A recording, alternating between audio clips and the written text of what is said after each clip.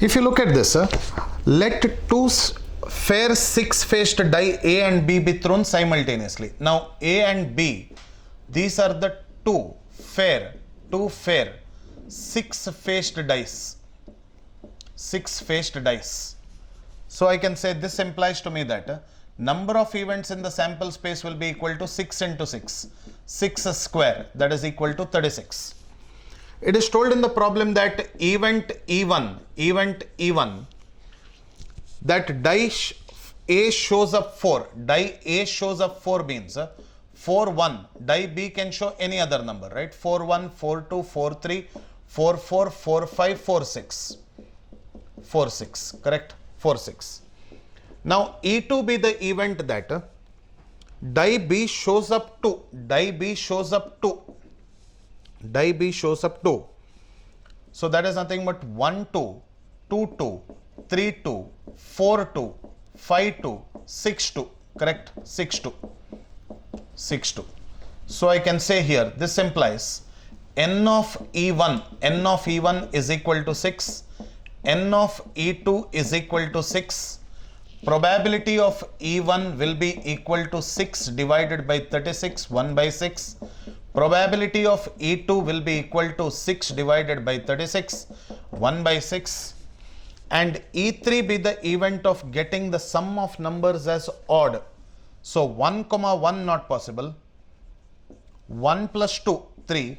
1 plus 1, 4, 5. 1, 6.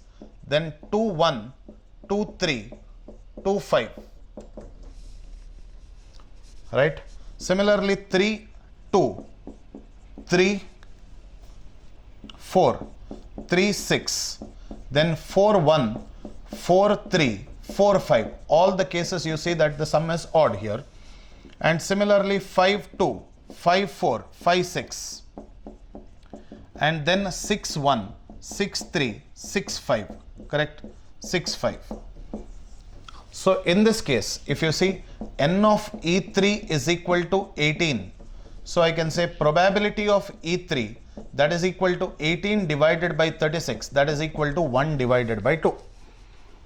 Which of the following statements are not true is the question asked. If you look at the first statements, E1 and E2 are independent events. E1 and E2 should be independent means, first you calculate E1 intersection E2. E1 intersection E2 event. E1 intersection E2 will be what? E1 and E2 will be, first number should be 4, second number should be 2. That is only one case, right? 4, 2. This is the only one case.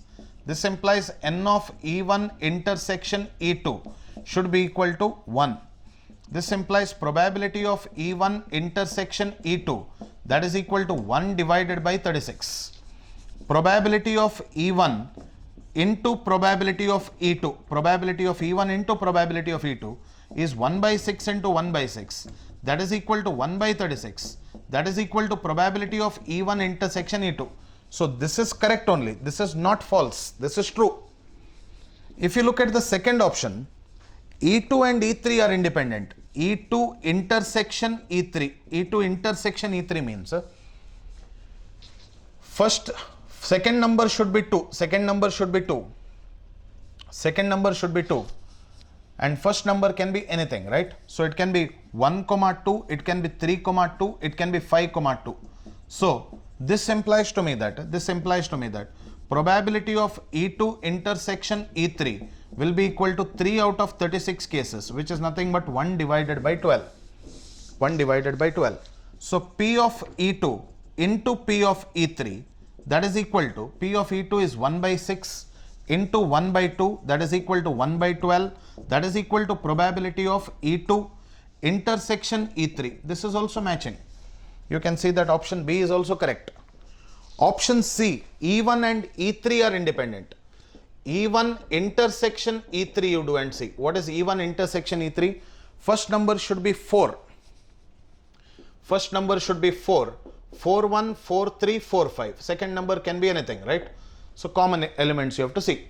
This implies to me that probability of E1 intersection E3 should be equal to 3 out of 36, which is equal to 1 by 12.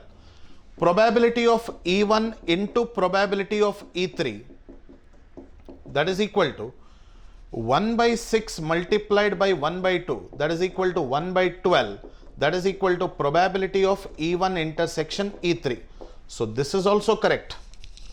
So by default, E1, E2, E3 is not independent. So by default, what should be the answer to the question? D has to be the answer to the question, because that is not true. By elimination, A, B, C are correct, so D is not the answer to the question.